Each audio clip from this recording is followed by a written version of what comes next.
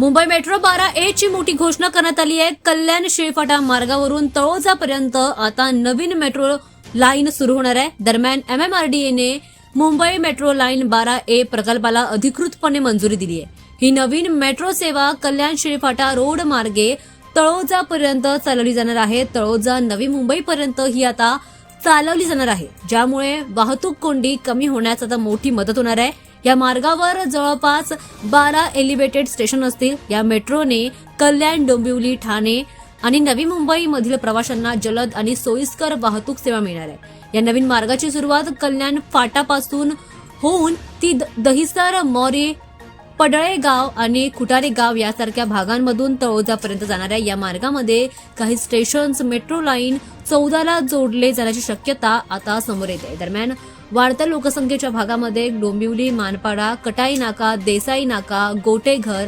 दहिसर गाव आणि रोहिंजन यासारख्या भागातील रहिवाशांना याचा मोठा फायदा होणार असल्याचं म्हटलं जाते, ज्यामुळे लोकांना प्रवासामध्ये त्यांच्या वेळेची बचत देखील होईल। रस्त्यावरील वाहतूक कोंडी देखील कमी होण्यास मोठी मदत होणार आहे। या प्रकल्पाला आता लवकरच सुरुवात होणार आहे आणि त्यानंतर प्रवाशांचा प्रवास अधिकच सुखकर होणार।